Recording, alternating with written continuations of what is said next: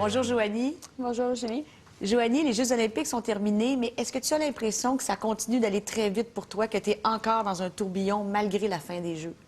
Bien, c'est sûr que depuis que je suis revenue à Montréal, j'ai vraiment pris connaissance de l'ampleur des événements. À mon retour, j'ai passé une semaine avec ma famille. J'ai vraiment fait aucun média. Je suis restée, j'ai pris du temps pour moi-même. Je suis retournée à l'entraînement aussi. C'est important pour moi d'essayer de retourner à une routine le plus tôt possible. Mais en même temps, j'ai quand même réalisé un de mes objectifs de carrière. Ça faisait 20 ans que je travaillais pour ça. Puis je veux quand même prendre le temps de savourer ce moment-là malgré les événements. Tu as repris l'entraînement, Joanie, mais tu as renoncé à aller au championnat du monde. Oui, j'ai décidé de ne pas aller au championnat du monde parce que au niveau où je suis, si je me présente à une compétition, pour moi, c'est pour bien performer puis c'est pour être sur le podium. Mais en même temps, je ne vais pas aller au championnat du monde en touriste. C'est pas le même entraînement pour moi faire les mondiaux que d'aller faire une tournée de spectacle. Puis aussi la préparation mentale qu'il faut faire. Je vais passer une semaine à niveau de stress dans une chambre seule en Italie. C'est pas vraiment ce dont j'ai le goût en ce moment. Tu n'avais pas le goût de vivre un stress supplémentaire. Tu t'es dit, je vais recommencer pour faire des spectacles parce que tu aimes ça, être dans l'activité. Tu veux pas non plus... Il y a des gens qui disent, ah, Joanie, il faudrait qu'elle arrête tout. Il faudrait qu'elle vive son deuil retiré du monde. Mais toi, c'est pas ta façon de voir ça.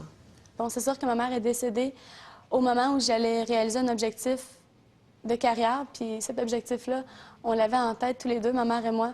Depuis que je suis toute jeune, on travaille pour ça. Puis qu'elle soit partie 2 jours avant, oui, c'est vraiment difficile pour moi à accepter. Je comprends pas pourquoi encore, mais peu importe. Toutes les questions que je pourrais me poser, il n'y a rien qui va ramener ma mère. Tu as ému le monde entier aux Olympiques parce que tu as réussi à aller au bout de toi-même, malgré le drame que tu vivais, malgré la mort subite de ta mère.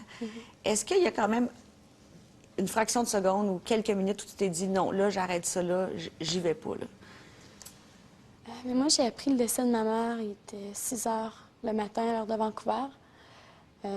Tout de suite, ma première réaction, quand les gens m'ont demandé, avant même qu'ils me demandent si je patinais, ma première réaction, ça a été de dire bon, j'ai une pratique à 1 heure, tout le monde, c'est quoi le plan? C'était ma première réaction. On dirait qu'avec l'adrénaline. Tu étais dans la chambre d'hôtel, là, on venait de t'apprendre la nouvelle. On venait de m'apprendre la nouvelle, puis tout de suite, j'ai dit que j'allais patiner. Bien, la façon que c'est arrivé, mon père m'avait laissé un message à minuit 30 dans la nuit. J'avais pas répondu, je dormais, j'étais en préparation, j'avais une pratique le lendemain, je m'étais couchée tôt. Je me suis réveillée vers 6 heures du matin. J'ai pris le message de mon père. Puis ce qu'il faut savoir, c'est que mon père, c'est très rare qu'il m'appelait, encore moins il me laissait des messages. Puis quand j'ai vu qu'il m'avait appelé à minuit 30 la nuit, c'est là que j'ai commencé à me poser des questions. Donc, je l'ai rappelé tout de suite à 6 heures le matin. Mon père n'a pas été capable de vraiment me parler. Tout ce qu'il m'a dit, il m'a dit « Attends 2 minutes, j'arrive ». Oui, 6 heures le matin, j'étais un petit peu mêlée. Je suis dans le village olympique. Puis ça, c'est hyper sécurisé. Les gens de l'extérieur n'ont pas accès. Les parents n'ont pas accès. Les parents n'ont pas accès au village olympique. Les chums, amis, n'ont pas accès. C'est seulement pour les athlètes, les entraîneurs puis les gens qui sont accrédités. Puis pour entrer dans le village, c'est comme aller prendre l'avion. Tu te fais fouiller, tu passes au détecteur. Donc, c'est quand même assez compliqué. Puis quand mon père me dit 2 secondes, j'arrive. Je me dis, voyons, qu'est-ce qu'il est un petit peu mêlé. Je pense pas qu'il peut être sur le village. J'ai ouvert la porte de ma chambre, puis tout le monde était là, avec le docteur de l'équipe, mon père qui était là, Manon, mon entraîneur. Puis là, tout de suite, j'ai su. J'ai su qu'il y avait quelque chose de grave qui était arrivé, puis je voyais pas ma mère. Donc, c'est là que j'ai su qu'il était arrivé quelque chose de grave. Bon sang, mesdames, messieurs, l'une des athlètes favorites du Québec est en deuil. La mère de la patineuse artistique Joanie Rochette est morte subitement la nuit dernière. Et Richard, la nouvelle crée toute une onde de choc à Vancouver. Thérèse Rochette, qui n'avait que 55 ans, qui est décédée au cours de la nuit, quelques heures à peine après son arrivée ici à Vancouver avec son mari. Ils étaient venus pour soutenir leur fille qui va compétitionner. En voyant ton père, c'était comme si la nouvelle était tombée. Surtout que j'ai vu mon père, je voyais qu'il essayait d'être super fort pour moi. Je voyais qu'il essayait de tourner autour du pot. Et moi, je suis quelqu'un...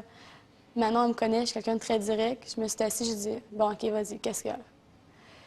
Puis...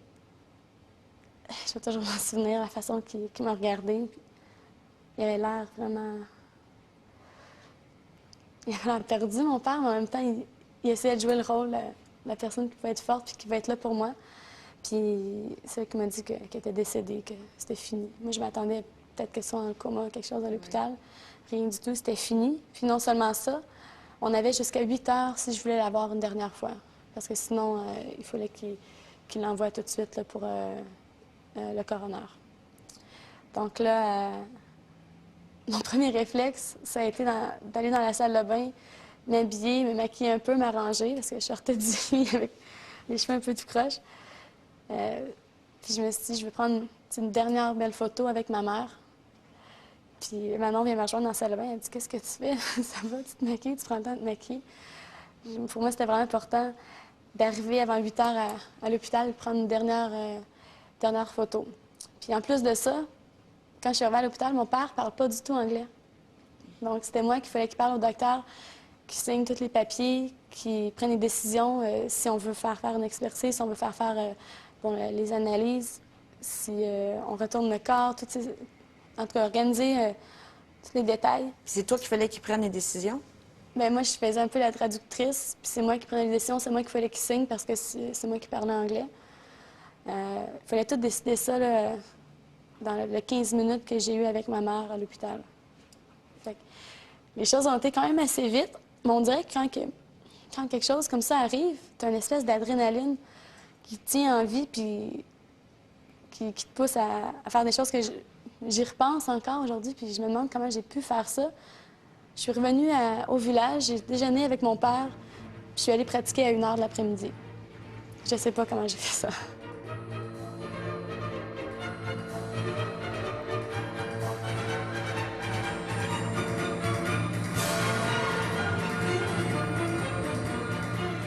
Pour moi, premièrement, je comprenais pas pourquoi ma mère me faisait ça 2 jours avant la compétition la plus importante de ma vie. Je sais que c'est pas, on décide pas quand ça arrive. Puis c'est... J'étais triste, je comprenais pas. Je trouvais que la vie était injuste. J'étais fâchée contre les autres. J'étais jalouse des gens quand ils me parlaient de leurs parents. Je suis revivre tout ça dans une semaine, en plus du stress de la compétition. Mais en tout cas, je dois dire que le stress de la compétition est pas mal tombé quand c'est arrivé. Ça a comme changé un peu mon approche. J'ai eu un moment aussi seule avec ma mère. C'est sûr que c'est difficile de voir sa mère comme ça, surtout qu'elle venait d'arriver à Vancouver. Écoute, elle avait passé une super belle journée. J'avais parlé au téléphone la veille. J'étais supposée aller souper avec eux, puis on avait décidé que finalement, j'irais dîner avec eux le lendemain après ma pratique. Donc, de ne pas avoir eu le temps de faire mes adieux, pas avoir même pas eu une petite heure pour parler avant qu'elle quitte, c'est ça que j'ai trouvé le plus injuste. Est-ce que tu as gardé quelque chose de ta mère, une photo, je sais pas, moi, quelque chose pour pendant les Olympiques pour que tu disais ça va me porter chance de l'avoir près de moi? Mais quand je suis allée à l'hôpital, ils m'ont laissée seule avec ma mère. Je savais que ma mère dormait toujours avec ses bas, puis quand ils l'ont emmenée à l'hôpital, c'était dans la nuit. Donc, elle était nue sous la couverture, mais elle avait ses bas.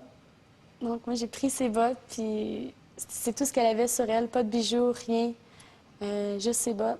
Donc, je les ai gardés dans ma sacoche. Puis une fois que je suis allée au restaurant avec mon copain avant la compétition, puis j'ai sorti la paire de bas, puis je l'ai mis à côté de moi. Et puis il m'a dit, en toute autre circonstance, ce serait inapproprié. Moi, aujourd'hui, je comprends. Si t'avais besoin de ça, c'était... Mais quelque chose qui appartenait, puis c'est la dernière chose qu'elle portait, dans le fond. Puis pour moi, j'ai toujours gardé cette paire de bas-là, c'est certain. Avais-tu peur que les juges soient plus indulgents avec toi en se disant « Ah, elle a peut-être pas réussi son saut parfaitement, mais elle vit des choses difficiles ». Est-ce que tu craignais ça?